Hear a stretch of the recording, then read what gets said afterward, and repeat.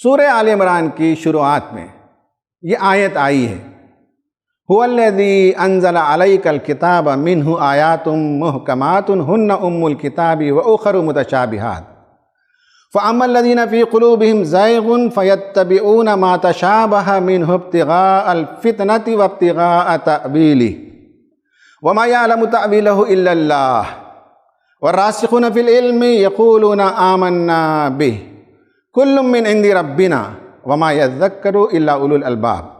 یہ بہت ہی اہم آیت ہے۔ اس میں بتایا گیا کہ وہی پروردگار ہے جس نے آپ پر یہ قرآن نازل کیا۔ اس میں محکمات ہیں جو اس کتاب کی بنیاد ہیں، اور اس میں متشابہات ہیں۔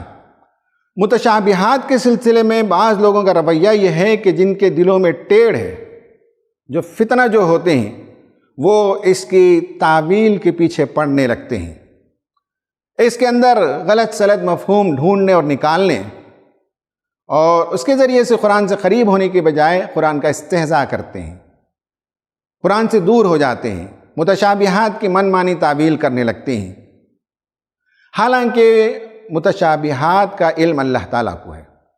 اور یہ میں بریکٹ میں یہ بات لگاتا ہوں کہ ان میں سے جو علم اللہ تعالیٰ بندوں کو دینا چاہے وہ دیتا ہے، اور بعض علم اللہ تعالیٰ اپنے ہی پاس رکھتا ہے، اور جب ظاہر کرنا ہے وہ ظاہر کرے گا۔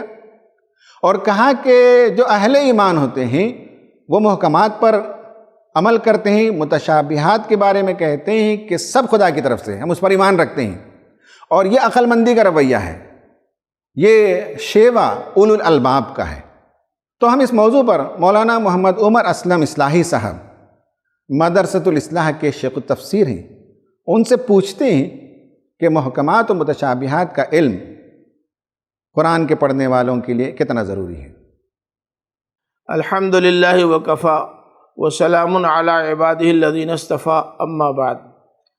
قرآن کے سمجھنے میں محکمات و متشابہات کا علم کتنا ضروری ہے، اس کا جواب تو خود قرآن مجید نے دے دیا ہے۔ سورہ آل عمران کی آیت نمبر 7 ہے۔ اس آیت کے اندر ہی یہ اشارہ موجود ہے کہ آیات محکمات سے مراد وہ آیات ہیں جو زندگی کے مختلف شعبوں سے متعلق اہم اور بنیادی ہدایات پر مشتمل ہیں۔ ان کی صحیح معرفت کے بغیر زندگی کو صحیح خطوط پر استوار کرنا ممکن نہیں ہے۔ تو ظاہر ہے کہ ان کا علم حاصل کرنا نہ صرف مومن بننے کے لیے بلکہ انسان بننے کے لیے بھی ضروری ہے۔ یہ ان تعلیمات پر مشتمل آیات ہیں جن کے حقائق معلوم کیے جا سکتے ہیں، ان کے فلسفے کا پتہ لگایا جا سکتا ہے، ان کی فرضیت کی حکمت کا اندازہ کیا جا سکتا ہے، اور ان سے بے اعتنائی کے عواقب کا سراغ لگایا جا سکتا ہے۔ جہاں تک متشابہات کا تعلق ہے تو ان سے مراد وہ آیات ہیں جو قابل فہم تو ہیں، ان کی توجیہ بھی ممکن ہے، ان پر ایمان لانے میں کوئی چیز مانع بھی نہیں ہے، لیکن ان کی تحقیق نہیں کی جا سکتی، ان کی حقیقت تک اس دنیا میں پہنچنا ممکن نہیں، وہ حقائق ابھی ہماری دسترس سے باہر ہیں۔ مثلا جہنم پر 19 داروغوں کے متعین ہونے کا ذکر قرآن نے کیا ہے، اور سب جانتے ہیں کہ فرشتے ہیں یہ، اور فرشتے اللہ تعالیٰ کی سب سے زیادہ طاقتور مخلوق ہیں۔ اب اگر طاقتور مخلوق، وہ بھی پوری کائنات کے سب سے طاقتور مخلوق میں سے 19 متعین ہوں، تو یہ اندازہ کیا جا سکتا ہے کہ وہ سب پر کنٹرول کرنے اور ان کو اپنے قابو میں رکھنے کے لیے کافی ہو سکتے ہیں۔ البتہ فرشتوں کی طاقت اور ان کی قدرت کی واقعی تحقیق نہیں کی جا سکتی، اس لیے کہ ان سے ہمارا کوئی سابقہ نہیں۔ اسی طرح جہنم میں ایک درخت ہے، قرآن مجید نے ذکر کیا ہے کہ وہ آگ کے اندر درخت اگے گا۔ اس دنیا میں اس پر بھی ریسرچ ممکن نہیں کہ وہ کیسا درخت ہوگا، اس کی خوراک کیا ہے۔ البتہ اندازہ کرنے کے لیے ہم اس پر قیاس کر سکتے ہیں کہ ہمارے یہاں ایک پودا پایا جاتا ہے جسے بے حیا کہا جاتا ہے۔ میں نہیں کہہ سکتا کہ دوسرے علاقوں میں اسے کیا کہا جاتا ہے، لیکن برسات میں یہ پودا مرجھایا سا رہتا ہے، جاڑے میں نارمل حالت میں رہتا ہے، اور مئی جون میں خاص طور سے شدید گرمی اور لو میں یہ انتہائی ہرا بھرا ہو جاتا ہے۔ تو اس سے اندازہ ہوتا ہے کہ پودوں کی اپنی خاصیات ہوتی ہیں اور ان کی الگ الگ خوراک ہوتی ہیں۔ ممکن ہے جہنم کے پودے کی خوراک وہی آگ ہو، لیکن اس کے بارے میں کوئی قطعی رائے قائم نہیں کی جا سکتی۔ اسی طرح جہنمی جہنم میں جلیں گے لیکن انہیں موت نہیں آئے گی۔ اب جلنے کے باوجود بھی موت نہیں آئے گی، دنیا میں اس کا ہمارے پاس تجربہ کرنے کا کوئی ذریعہ نہیں ہے، اور نہ ہم اس کی کوئی مثیل تلاش کر سکتے ہیں۔ بس یہ اللہ تعالیٰ کی طاقت اور اس کی مرضی پہ منحصر ہے، اس لیے ہم اس کی تحقیق کے در پہ نہیں ہوں گے۔ البتہ یہ بات ذہن میں رہے کہ ان میں سے کوئی چیز بھی اللہ کی قدرت سے باہر نہیں ہے۔ تو اس طرح کی چیزوں کی تحقیق میں کوئی معقول آدمی نہیں پڑ سکتا جن کا پتہ لگانا اس کے لیے ممکن نہ ہو۔ ان تفصیلات سے معلوم ہوتا ہے کہ محکمات کا علم ان کی حقیقت اور فلسفے سمیت ہونا ضروری ہے، لیکن متشابہات کا علم اسی حد تک کافی ہے جس حد تک قرآن مجید میں بیان کیا گیا ہے۔ ان پر ریسرچ و تحقیق کے در پہ ہونا اپنے حدود و اختیارات سے تجاوز ہے۔ وما علینا الا البلاغ۔ ناظرین، آپ نے مولانا کو سنا اور انہوں نے بتایا کہ اہل ایمان کا رویہ کیا ہوتا ہے۔ متشابہات کی 2-3 مثالیں بھی آپ نے پیش فرمائیں۔ آپ دیکھ سکتے ہیں کہ محکمات اور متشابہات دونوں کے درمیان ایک کمپیریزن یہاں پیش کیا گیا ہے۔ پہلی بات تو یہ کہ محکمات کیا چیزیں ہیں۔ محکمات انٹرپریٹیشنز آف وچ از نون، جس کا معنی، جس کا مفہوم معلوم ہے۔ احل اللہ البیع وحرم الربا، جب اللہ تعالیٰ کہتا ہے تو تجارت کیا ہے سب معلوم ہے، سود کیا ہے، ہر معاشرے میں سود کا جو نظام تھا لوگ اسے جانتے ہیں۔ تو یہ وہ معنی ہیں جو عام ہیں۔ محکمات جب کہتے ہیں تو فنڈامنٹلز ہیں۔ وَأَقِیمُوا الصَّلَاةَ جب قرآن نے کہا تو یہ فنڈامنٹل چیز ہے اسلام کی۔ کوئی شخص ایمان لے آتا ہے تو اس کے بعد نماز اس پر فرض ہے، اور نماز کیا ہے وہ جانتا ہے۔ یہ فنڈامنٹل مفہوم ہے، ان ایمبیگوئس ہے، اس میں کوئی شک و شبہ نہیں ہے، اس میں کوئی ذو معنی نہیں ہے، اس میں کوئی ڈاؤٹ نہیں ہے۔ جب کوئی بات اسلام ہمارے سامنے ڈوز اینڈ ڈونٹس کی پیش کرتا ہے، عمل کی بات پیش کرتا ہے، قرآن اگر کہتا ہے وَأَنفِقُوا فِي سَبِيلِ اللَّهِ، اللہ کے راستے میں خرچ کرو، تو معلوم ہے اس میں کوئی ایمبیگوٹی نہیں ہے کہ اللہ کے راستے سے مراد کیا ہے۔ کوئی سوال نہیں کرتا کہ اللہ تعالیٰ کا راستہ کہاں ہے، سب کو سمجھ میں آتا ہے کہ اللہ کے راستے میں خرچ کرنے سے مراد اس کے بندگان خدا پر خرچ کرنا ہوتا ہے۔ ایکسپلیسٹ میننگ، الفاظ قرآن نے جب بیان کیے ہیں، احکام بیان کیے ہیں، حج اور عمرہ، تو یہ سب وہ معنی ہیں جو بہت ایکسپلیسٹ ہیں۔ اہل ایمان کا طریقہ یہ ہے کہ وہ اسٹیبلشڈ میننگ کو مانتے ہیں، اسے تسلیم کرتے ہیں۔ اس کی ایک مثال میں نے دی کہ ربا ہے، سود ہے، یہ اسٹیبلشڈ میننگ ہے۔ اور مین آف نالج کا، عقل مندوں کا رویہ یہی ہوتا ہے کہ قرآن میں جو محکمات ہیں، جو پختہ باتیں ہیں، جو احکامات ہیں، عمل کرنے کی جو باتیں ہیں، عبادات ہیں، معاملات ہیں، معاشرت ہے، یہ سارے امور محکمات میں آتے ہیں۔ اس کے بعد جو دوسری کیٹیگری وہ متشابہات ہے۔ متشابہات جب ہم کہتے ہیں تو اس میں ایک تو وہ ہے کہ ایک دوسرے سے ریزمبل کرنے کے لیے بھی متشابہ کا لفظ آتا ہے، میں آگے ابھی بتاؤں گا۔ دوسرا یہ کہ بعض الفاظ یا بعض آیتیں قرآن میں ریپیٹ ہوئی ہیں۔ ایک عام قاری کو شبہ ہونے لگتا ہے کہ میں نے سورہ بقرہ سے آیت پڑھی ہے یا سورہ اعراف سے، یا کبھی قاری پڑھتے ہوئے اسے تشبہ ہو جاتا ہے۔ تیسرا ہے وہ یہ ہے کہ بعض چیزوں کے مفہوم ہمارے سامنے نہیں ہیں، ایمبیگیس ہیں۔ جیسے قرآن نے کہا الا حمیما وغساقا، جہنم میں گرم گرم پانی یا پیپ دیا جائے گا پینے کے لیے، کیا چیز ہے ہم نہیں جانتے۔ ہم اتنا سمجھتے ہیں جو دنیا میں پیپ یا گرم پانی جانتے ہیں اس سے ہم اسے اس کے مانند سمجھتے ہیں، اسے اس کے سملی سمجھتے ہیں۔ تو اس لیے یہ ایمبیگوئس ہے، لیکن ہمیں سمجھ میں آ جاتا ہے کہ دنیا کے گرم پانی اور دنیا کی پیپ سے اس کی تشبیہ دی گئی ہے۔ ایلیگوریکل یعنی یہ کہ میٹافوریکل لینگویج ہوتا ہے، قرآن میٹافورس کی زبان بات کرتا ہے۔ وَلَوْ شِئْنَا لَرَفَعْنَاهُ بِهَا وَلَكِنَّهُ أَخْلَدَ إِلَى الْأَرْضِ وَاتَّبَعَ هَوَاهُ فَمَثَلُهُ كَمَثَلِ الْكَلْبِ۔ قرآن کہتا ہے کہ ہم نے آیات الہی لوگوں کو اس لیے دیا کہ ہم چاہتے تھے کہ لوگ بلندی کا سفر کریں، لیکن وہ فرد ایک تمثیل ہے، میٹافور ہے، وہ فرد وہ زمین کی طرف جھکتا چلا گیا اور اس کی مثال کتے کی سی ہو گئی۔ اب یہ ہے کہ جب کتے کی مثال دینے کے بعد اللہ تعالیٰ نے کچھ اور صفات کا تذکرہ کیا، یہ ایلیگوریکل لینگویج ہے۔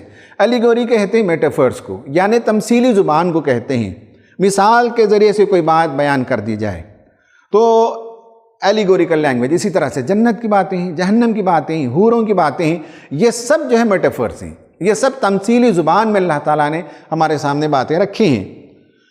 جو لوگ اہل ایمان نہیں ہوتے ان کی دلچسپی ہوتی ہے کہ اس کے پیچھے جو ہڈن میننگ ہے انہیں تلاش کریں. جیسا کہ مولانا نے بتایا جہنم پر 19 فرشتے مقرر کیے گئے اور جہنم کے اندر ایک درخت ہے جو اگتا ہے کافروں کو کھانے کے لیے دیا جائے گا. اس طرح کے الفاظ اس طرح کی آیتوں کی ٹوہ میں لگتے ہیں, کھوج میں لگتے ہیں اور اس کے مفہوم نکالنے کی کوشش کرتے ہیں. جنت ہے یہ بھی جو ہے متشابہات, جہنم ہے متشابہات, موت کے بعد کی زندگی ہے متشابہات. تو مسچیف مانگر جو ہوتے ہیں, فتنہ جو لوگ ہوتے ہیں, ان کی دلچسپی اسی سے ہوتی ہے, اس طرح کی آیتوں کی ٹوہ میں وہ لگتے ہیں. اب اس میں جو الفاظ استعمال ہوئے ہیں وہ ہیں محکم, متشابہ, تأویل اور ایک اور لفظ ہم استعمال کر لیتے ہیں تفسیر. اب آپ دیکھیں گے محکم ہے کاف,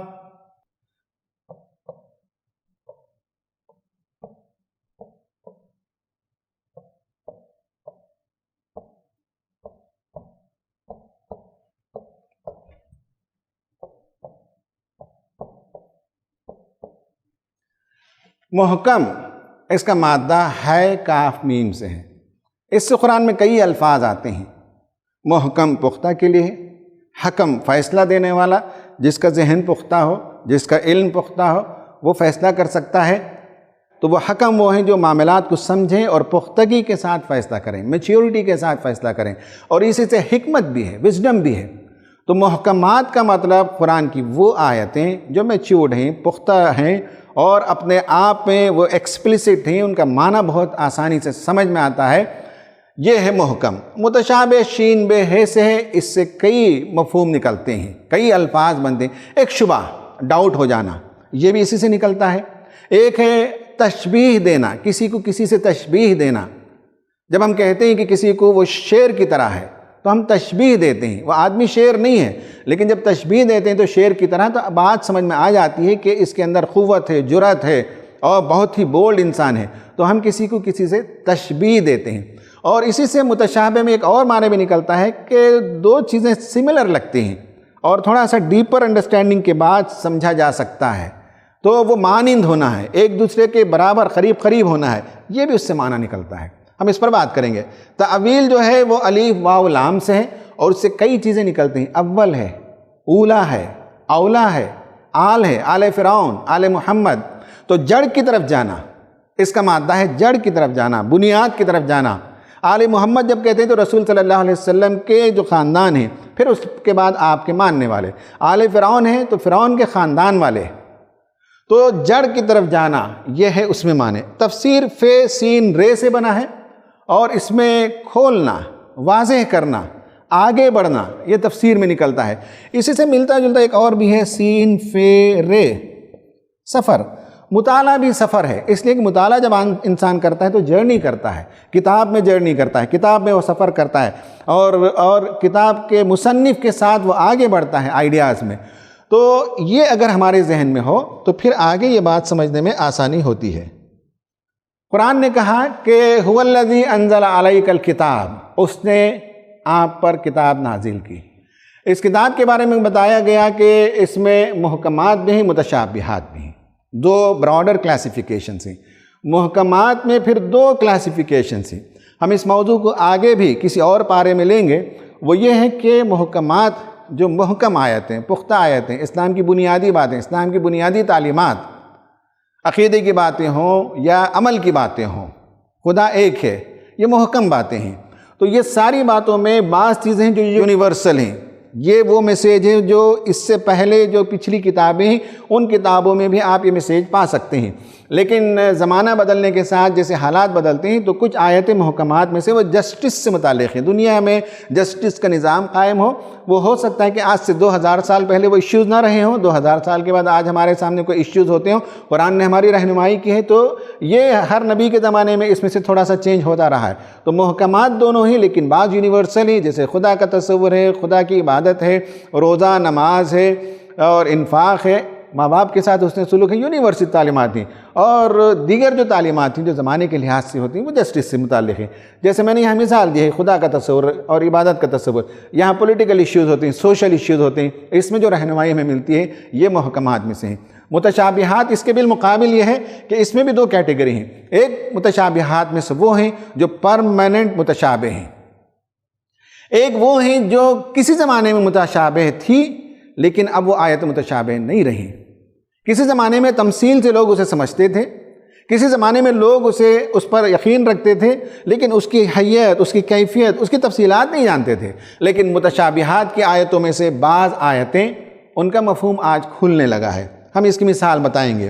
جیسے یہ ہے کہ متشابہات میں جو پرماننٹ ہیں وہ ہمیشہ متشابہات رہیں گے، موت کے بعد اس کی حقیقت ہمارے سامنے آئیں گے۔ فرشتہ کیا ہوتا ہے، فرشتے کیسے ہوتے ہیں، آخرت کا دن کیا ہے، فیصلے کیسے ہوتے ہیں، نامہ اعمال کیا ہوتا ہے، جنت کیا ہے، جہنم کیا ہے، یہ ساری چیزیں وہ ایسی متشابہات ہیں جن کا علم مرنے کے بعد ہوگا۔ لیکن بعض متشابہات کسی زمانے میں متشابہات تھیں لیکن آج وہ میٹافوریکل نہیں ہیں، اس میں کوئی ایلیگوری نہیں ہے، اس میں کوئی تمثیلی بات نہیں ہے، آج وہ باتیں سمجھ میں آنے لگتی ہیں۔ مثال کے طور پر میں ایک آیت بتاتا ہوں سورہ یاسین سے، وَكُلٌّ فِي فَلَكٍ يَسْبَحُونَ، قرآن نے کہا۔ اب یہ ہے کہ لوگوں نے یہ سمجھا اس زمانے میں کہ صاحب ہر کوئی جو مدار میں تیر رہا ہے، جتنے سیلیسٹیل باڈیز ہیں، جتنے کرے ہیں، کروں کی تفصیلات نہیں معلوم، ان کا گھومنا نہیں معلوم تھا، بلکہ یہ تو تصور تھا، اس کے بعد بھی اسلام کے آنے کے کئی سو سال کے بعد بھی یہ تصور تھا کہ زمین ساکت ہے، سورج اس کے اطراف گھومتا ہے، یہی عقیدہ تھا عام لوگوں کا۔ لیکن اسلام نے کہا کہ ایسا نہیں ہے، بلکہ کائنات کا ہر ذرہ، ہر کرہ، ہر سیلیسٹیل باڈی، ہر پلانٹ، ہر اسٹار وہ گھوم رہا ہے۔ تو کسی زمانے میں یہ بات لوگوں کو واضح نہیں تھی، لیکن آج سمجھ میں آ گئی کہ وَكُلٌّ فِي فَلَكٍ يَسْبَحُونَ کا مطلب آربیٹل موومنٹ ہے، سورج کے اطراف پلانٹس گھوم رہے ہیں، خود سورج وہ گھوم رہا ہے، گیلیکسی گھوم رہی ہے، تو ہر چیز گھوم رہی ہے۔ اب یہ بات سمجھ میں آئی۔ اس کی ایک اور مثال سورہ یاسین میں کہا گیا، سبحان الذی خلق الازواج کلھا مما تنبت الارض ومن انفسہم ومما لا یعلمون۔ یہ آیتیں، یہ باتیں ہو سکتا ہے کہ کسی زمانے میں لوگوں پر واضح نہ رہی ہوں۔ اب یہ بات سمجھ میں آئی کہ کائنات کی ہر چیز لا آف پیریٹی کے تحت ہے، پیڑس کی شکل میں ہے۔ مما تنبت الارض، زمین میں جو تم بوتے ہو، پھولوں میں، پودوں میں، ہر چیز میں میل اینڈ فیمیل کا تصور پایا جاتا ہے۔ وَمِنْ أَنفُسِهِمْ، تمہاری ذات میں، وَمِمَّا لَا يَعْلَمُونَ، بہت سی ایسی چیزیں جن کے بارے میں تمہیں علم نہیں ہے 1400 سال پہلے، لیکن اللہ تعالیٰ نے دھیرے دھیرے اس علم کو انسانوں پر کھول دیا۔ اب یہ معلوم ہوا کہ کائنات میں لا آف پیریٹی یہ ہے۔ الیکٹریسٹی ہم دیکھتے ہیں تو اس میں پازیٹیو بھی ہے، نیگیٹو وائرنگ بھی ہوتی ہے۔ میگنیٹ لیتے ہیں تو نارتھ پول بھی ہے، اس میں ساؤتھ پول بھی ہے۔ ایٹم لیتے ہیں تو جہاں الیکٹران ہے وہاں پروٹان بھی ہے۔ ایسی بے شمار چیزیں ہیں دنیا میں جس میں اب انسان کو معلوم ہوا کہ پیڑس کی شکل میں ہے یہ۔ تو میرا یہ کہنا ہے کہ متشابہات میں سے بعض متشابہات وہ جو پرماننٹ ہیں اور ہمیشہ وہ متشابہات رہیں گی، اور بعض متشابہات ایسے ہیں کہ زمانہ گزرنے کے ساتھ انسان کو اس کے بارے میں علم حاصل ہو جاتا ہے اور سمجھ میں آنے لگتا ہے۔ وَكُلٌّ فِي فَلَكٍ يَسْبَحُونَ کا ایک مطلب یہ بھی ہے کہ جو ایٹم ہے اس کے اندر الیکٹران گھوم رہے ہیں۔ یہ جو مائکرو کاسموس ہے، یہاں بھی آربٹ میں ستارے گھوم رہے ہیں، اور چھوٹی سی جو کائنات ہے، مائکرو کاسموس جسے کہتے ہیں، اس یونٹ کے اندر، بیسک یونٹ کے اندر، ایٹم کے اندر الیکٹران گھوم رہے ہیں۔ یہ بھی گھوم رہی ہیں، وہ بھی چیزیں گھوم رہی ہیں، ہر جگہ گھومنا ہے، موومنٹ ہے۔ اور وَكُلٌّ فِي فَلَكٍ يَسْبَحُونَ میں ایٹم جتنی تعداد میں اس کے حساب سے اس کا ریزوننس ہوتا ہے، اور ریزوننس کو دیکھ کر کہا جا سکتا ہے کہ یہ ایٹم گولڈ کا ہے، یہ ایٹم سلور کا ہے، یہ ایٹم میگنیشیم کا ہے، اس لیے کہ ان سب کے اندر جو الیکٹران ہیں ان کے نمبرز بھی الگ ہیں، ان کی رفتار بھی الگ ہے، اور اس سے جو گھومتے وقت جو کھڑکھڑاتے ہیں اس کے اندر سے جو ریزوننس ہوتا ہے، اس ریزوننس سے بھی اندازہ لگایا جا سکتا ہے کہ یہ کس میٹل کا ایلیمنٹ ہے، کس میٹل کا ایٹم ہے۔ تو اس طرح سے دنیا جیسے تحقیق کرتی ہے، علم کے میدان میں آگے بڑھتی ہے، تو بہت سے متشابہات وہ علم کی روشنی میں آنے لگتے ہیں۔ تو طلبہ کا کام ہے، پڑھنے لکھنے والوں کا کام ہے کہ بعض اس طرح کے امور پر وہ توجہ دیں۔ اس گفتگو کو میں کر چکا، قرآن میں تفسیر کا لفظ ایک ہی مرتبہ آیا ہے، تأویل کا لفظ 17 مرتبہ آیا ہے، اور یہ فے سین رے سے ہے، جرنی اس کا معنی نکلتا ہے اوپن کرنا، ایکسپلین کرنا، کسی چیز کو کھولنا اور کسی چیز پر روشنی ڈالنا۔ عام طور پر ہم کہتے ہیں قرآن کی تفسیر بیان کرنا، حالانکہ قرآن کی تفسیر ایک ہی مرتبہ یہ لفظ استعمال ہوا ہے۔ قرآن کی تعویل کرنا، آیتوں کو اپنے زمانے کے حساب سے میننگ تلاش کرنا، اس کا پرپس تلاش کرنا، اس کی ریالٹی تلاش کرنا، اس آیت سے مراد کیا ہے، اس آیت کی حقیقت کیا ہے، ان الفاظ کے نیچے کیا معنی ہے، ہڈن میننگ کیا ہے، ان بٹوین دا لائنز کیا معنی ہے، روٹ ورڈز کیا ہے، یہ جب آپ تلاش کریں گے تو تعویل ہے۔ تو یہ بیک ٹو روٹس ہے، الفاظ اور آیتوں کو بیک ٹو روٹس لوٹا کر آپ سمجھیں گے تو تعویل ہے۔ تعویل میں ایک تعویل خاص ہے، ایک تعویل عام ہے۔ تعویل خاص جب آیتوں کو پڑھتے ہیں تو مکہ اور مدینہ میں جن لوگوں کے سامنے یہ آیت نازل ہوئی تو اس آیت کا وہ مفہوم تعویل خاص ہے، پھر اسے آپ آؤٹ آف کانٹیکس نکال لیتے ہیں، اور آپ کے کانٹیکس میں آج 21 سینچری میں جیتے ہوئے اس آیت سے ہمارے لیے کیا مفہوم نکلتا ہے، یہ تعویل عام ہے۔ تو اس طرح سے تفسیر، تعویل، محکم، متشابہ، ان چیزوں کا جاننا قرآن کو جاننے کے لیے بہت ضروری ہے۔ یہ ایک مرتبہ ہمیں سمجھ میں آ جائے تو پھر جہاں جہاں ہم قرآن میں ان آیتوں کو انکاؤنٹر کریں گے تو اس کا مفہوم ہم پر بہت آسانی کے ساتھ واضح ہو جائے گا۔